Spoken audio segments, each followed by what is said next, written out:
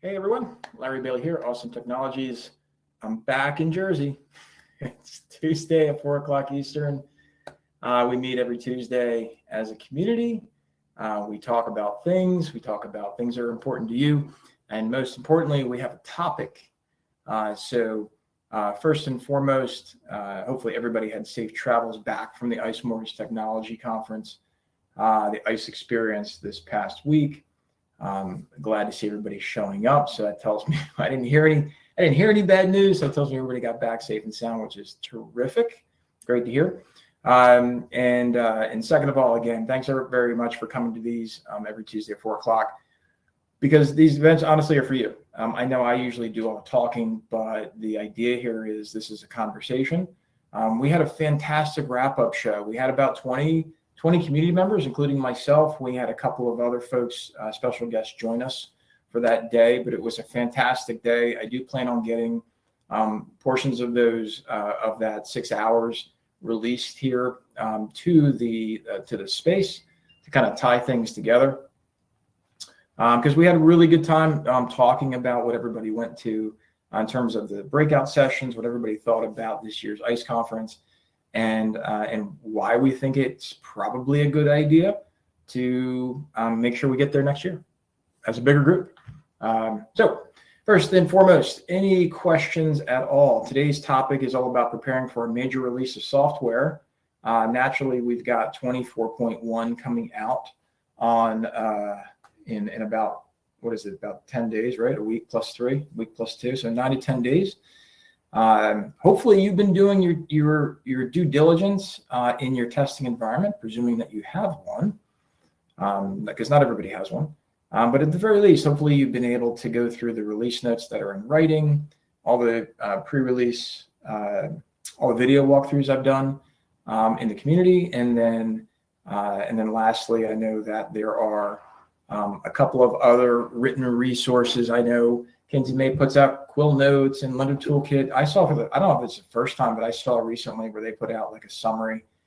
I'm one of those people that I read very fast, and a lot of pages makes me even read faster. I usually miss stuff. So it's kind of the reason why I go through and I do the videos, because it's for me, it's cathartic. I go through and I make sure I visit everything. So I want to share some of the pieces that are important that I've found. I also want to share some important feedback for you where I've seen companies kind of fall down on a major release. And then I want to see what you guys are actually doing. So first of all, want to make sure that I see it looks like people are chatting, but I'm not seeing any chats coming through. So I don't know. Okay, cool. It is working. All right, good deal. So first of all, if you're going through any major release, and again, I'm always talking about Encompass, but there are plenty of major releases and pieces of software. It could be a third-party plugin that you have. It could be something connected to Encompass at all. It could be like an update to, I don't know, Microsoft, like Copilot is a pretty big update that happened recently. It could be a lot of different things. So I'm curious, what are you using, first of all, to stay on top of when major releases are happening? A lot of companies have internal calendars. Curious if you have one that you share with the company, or do you just kind of send out emails and hope people are reading them, which are probably maybe only sometimes, to remind them that, hey, on this day, Encompass isn't going to work. So like next weekend, this weekend is Easter to celebrate that. So people tend to maybe not be working so much, plus they're exhausted from the month of March. So they're probably not looking forward to working this weekend, but next weekend they might try to be, right? You might have loan officers out in the field. You might have contract processors or your own processors working on files. You might have your funding team trying to get that deal funded or post-closing. And so how are you getting the first thing is, how are you getting notifications out to your team to know when major releases are happening? I can tell you that companies tend to struggle with this a lot. As much as companies love to have an intranet, to make sure that date gets on everybody's calendar to remind them, typically is a series of emails. And so Amy says we review release notes, and then you actually cater communications. Yeah, but Amy, question for you. And again, you might not have this problem because of the type of company you are, but if you're, do you have to worry about people trying to log in over the weekend, even if they're not part of the release group? For those that work in banks or credit unions, maybe you don't have to worry about over the weekend stuff because you don't really have that problem. But for those that work in independent mortgage companies, and you can't access Encompass, it's always supposed to be overnight. ICE historic, the last couple of major releases actually has been really good from my experience. I'm doing it actually in the middle of the night. So you go. So Amy says, John says, John sends out full release notes to the managers, but I'll make an announcement of the company is happening as well as changes that pertain to them. Amy says, we always know what's happening. And we're always up on Sunday mornings, making any adjustments as needed. Lewis says, even if I tell them, they'll still try to log in and complain. They can't. Does anybody actually lock out? Does anybody actually use user lockout during maintenance windows? I'm just curious. It's pretty rare. Typically, companies only do that if they're doing like some type of internal development. Major releases, you're either working or you're not. But for those companies that have custom dev, like sometimes you don't want people logging into the new instance until you update your own internal tech to make sure that the server's on the same version as the tech, so you don't have any weird problems. John says, I think I would be crucified if I locked people out. Well, Amy, so what I'm talking about is, right, a major, you have to update your if anybody's still using SDK software, you have to update the SDK. And so it's kind of got to happen one after the other. They have to give it to your instance, and then you have to update the SDK. Otherwise, your SDK won't work. It's kind of a dance. All right, so we talked about calendars. We talked about notifications. Your SDK auto updates. SDKs don't auto update. Your tech team actually has to download the new SDK. So maybe it automatically pushes from test into production automatically.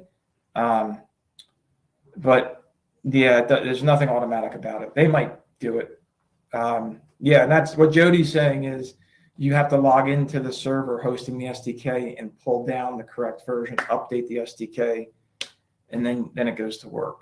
Otherwise, there'll be a client-server mismatch. So for those that didn't know that, now you know. All right, so that's number one. Number two, I know it's already been said. It's already been said a couple times here that you're doing notes and you're kind of consolidating what changes need to be made and you're distributing that to your teams. Crazy question. Any pre-release reviews, any pre-release training? Is anybody doing that? I can tell you that if anybody says yes on here, kudos to you. You're in the extreme minority. Most people are like, we don't really have to do that because the changes that are being made aren't a big deal. You got some pretty big changes right now. If you're doing any type of conventional first-time home buyers in your loan portfolio, you now have a brand new field that you have to manage. How are they going to deal with that? Right? And that's so a couple things on here. John says, I wish so, but no. Kirsten says, we do if the changes impact the users directly. Well, here's a change that impacts users. So I'm giving you one right now. First-time homebuyer fields, 2 new fields going on the native borrower summary origination.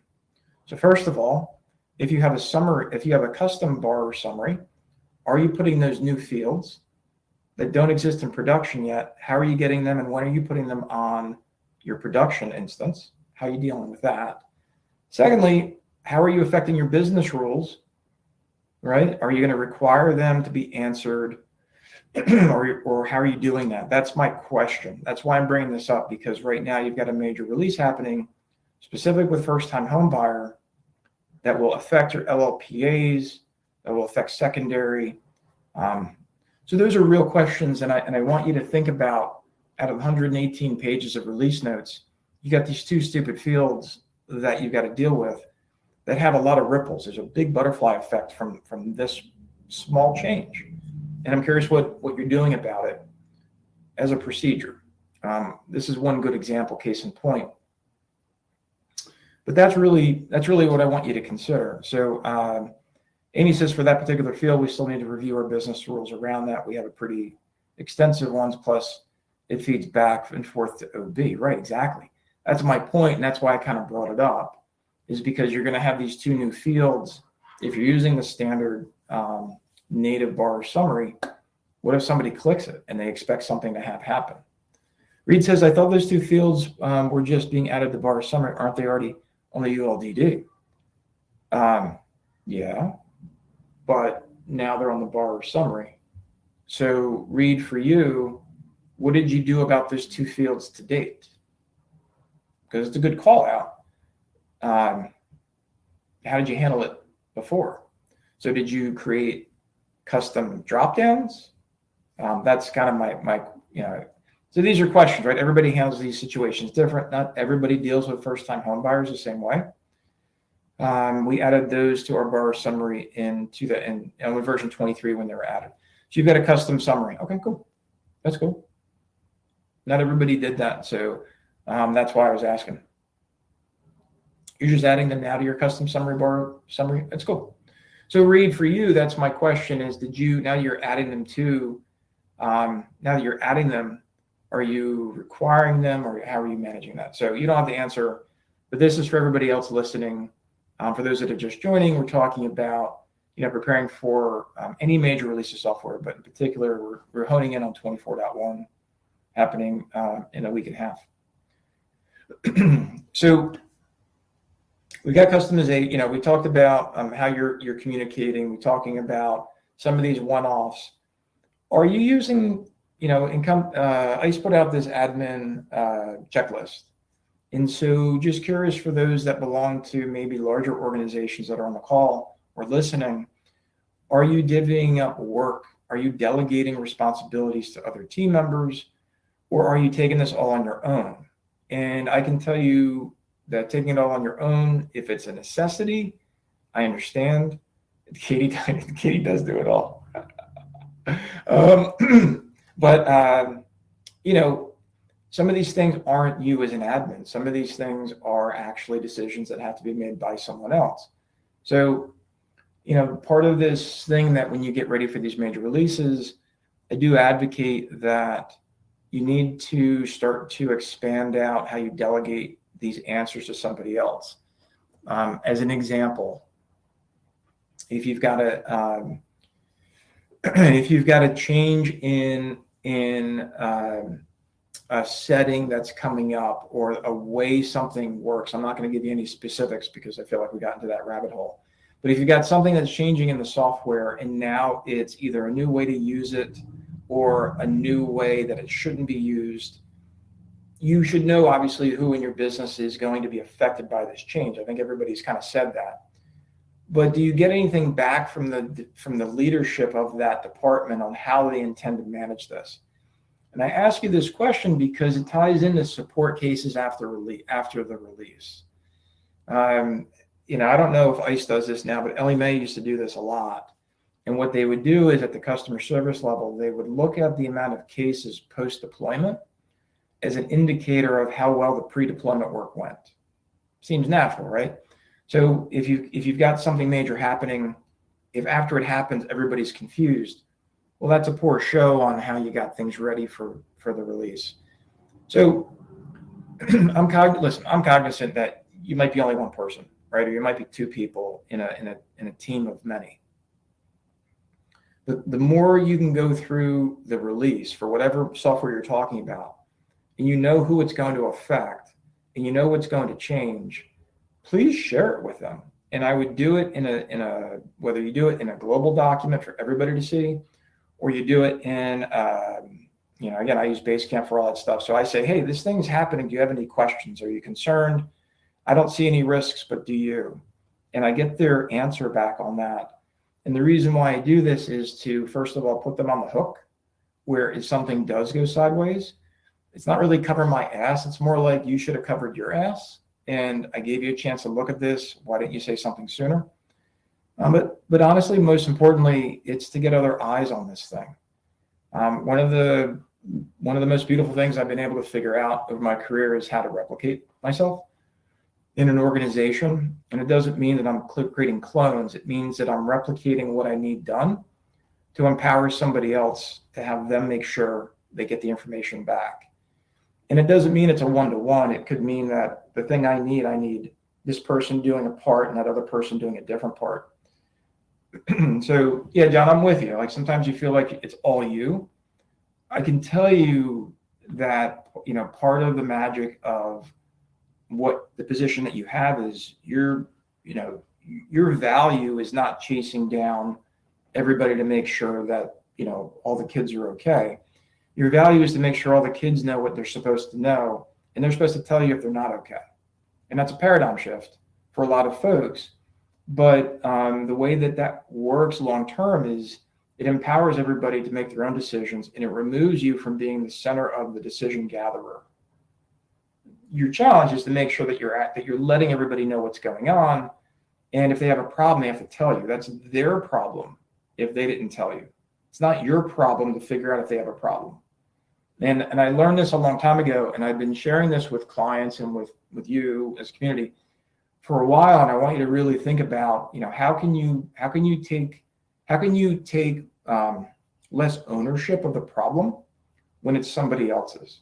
I go through this a lot, truthfully. When I work with admins and I'm going through training, I talk about don't let somebody else's problem become your own. I learned this actually at an Ellie Mae training in 2012. It was a beautiful training. I learned a lot about management and working with clients.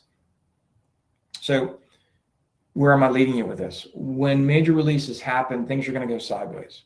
Things are going to be out of your control. Hopefully very small, but they still could happen. And the more you can expand out your sphere of responsibilities of what's changing and who's responsible, making sure things are okay. First of all, it gives you more testers so that when you've got these people that are out there and you've identified who it's affecting, you can give them a quick shout on Monday morning saying, hey, is everything working the way we talked, the way you expected? Do you have any problems? All right. It's not, you don't need to go test it yourself always. You can find out what it is and they can test it. That's number one. But number two, if things do hit the fan, it's not just you. It should never be just you. You should never be a single point of failure at all, ever in business. If you are a single point of failure, that's not your fault. That's the business's fault. Again, I go over this a lot with small teams or companies that have a single admin. It just had it happen last week. This company's admin, gone. Like literally gone in the middle of the day. The company did not fire them. The admin just decided that they had to leave for a particular reason. What's the company going to do? They're going to scramble now. They're in a real bad spot. Fortunately, we were able to help them out. We're going to figure things out. But you kind of get my hopefully you get my drift here is don't put yourself in to be that spot. That means you can't take a vacation. That means you can't be, you can't do the things you want to do when you want to do it because you've got everybody else. How does all this tie into major releases? This ties into major releases because this release for 24/1, it's good. It's a progression.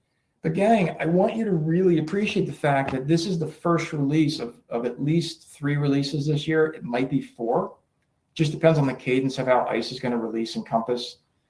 They're going to be pushing more and more information out about how web settings are going to start to become as powerful and eventually more powerful than desktop settings. That means that you're going to have to get your business to get you information back of how the business wants to use this new tech. So one of the easier ones, we are going to do scavenger hunt today, Amy. Thank you for reminding me. One of the things that I want you to make sure that you go through in Amy totally distracted me. You blew my train of thought here. But one of the things that, yeah, you screwed me on that one. I totally lost it. Anybody remember what the hell I was saying? So bottom line is when you go through and you're working with your team on if things go sideways afterwards, I want you to make sure that you're up to date. I was talking about the rest of releases this year. Thank you. So on the rest of the releases, the power of the web, you're going to have choices that your business needs to take, and you can't make that decision. One of the ones that happened to come up was enhanced conditions. You've been hearing me talk about this for a year, and there's still companies that are like, we're not doing that. And I'm like, you're so not making the right choice. I finally now, after 7 months, I got one client who's actually finally working on the project because they see the value.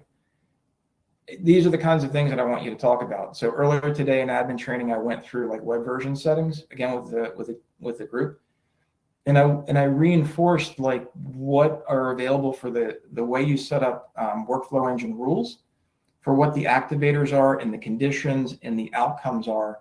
This stuff's going to enhance. It's going to become more important. How you leverage workflow tasks more important. You can't decide how the business is going to run that. But as these releases come up, what's really important for you is to establish how you can translate the update into how it can be effectively used in the business, and then get those parts of the business owners to make a decision. They might not decide what you want. That's okay. But you have to give them the information so they can make a choice. And that's kind of where I wanted to lead this today is in these big releases. It's easy to kind of gloss over the fact that there's just so much happening, and so it becomes completely overwhelming, that kind of a thing. But in any event, it's it's important. Amy, you're not going to like me because the spinner that I spun up is on this laptop. And I'm not using this laptop right now for this meeting. So what I'm going to do is I'm going to call a special meeting of those that were at the event, and we're gonna do that. Everybody's closed. Is everybody closed Friday? It's Friday. I know it's Good Friday. ATI is actually closed, but okay. You're not okay. I'm going to send out for those that went to the wrap-up show. I'm going to send you an invitation for Friday. Hopefully you can make it. And we're going to do it. And if you're not there, I'm going to record it and I'm going to spin for you. Okay. We'll do it for Friday. We'll do it outside of this. There's cool stuff on there. And we're going to, honestly, there are people that participated. Basically anybody that did anything is going to have spins. More people who participated in the wrap up as far as posting information for the community. You're going to have more spins. But I want to give all the stuff away. There's like 20 prizes on there: cash, AirPods, iPad. There's like stuff on there. So, and there's also broken business rules and broken input forms on there. So, Amy, you're probably going to win all that.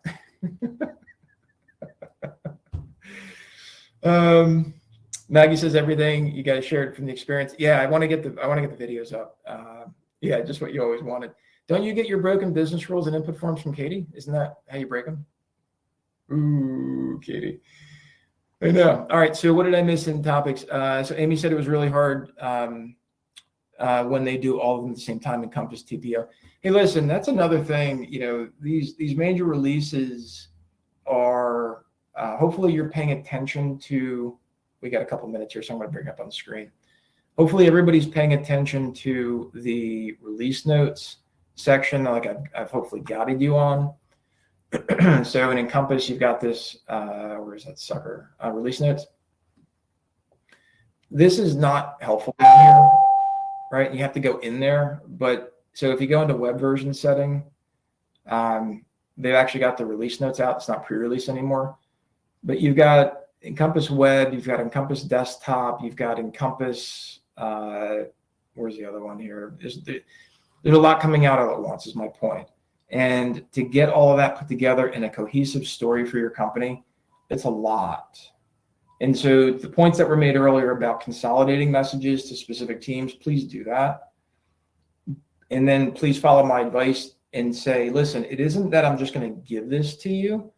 I need you to tell me after you've read this if there are any questions you have, and I need a response. And I need a response before we go live. So giving somebody and say, let me know if you have any questions, they're never going to read it. Giving somebody a thing that says, I need your response on if you have any questions on that Thursday of next week, whenever that is, maybe even Wednesday, definitely something I encourage. And going back to my checklist, I could tell you hands down, when I went through a major, when I worked at a mortgage company, which has been 10 years now. No, I'm sorry, I'm lying, 7 years now. I held people accountable because I had 5 business units and I had 5 different Encompass instances. And sure as hell, I was not going to be responsible for somebody else's ignorance as far as what changed. Not going to happen to me. I would suggest it doesn't happen to you either.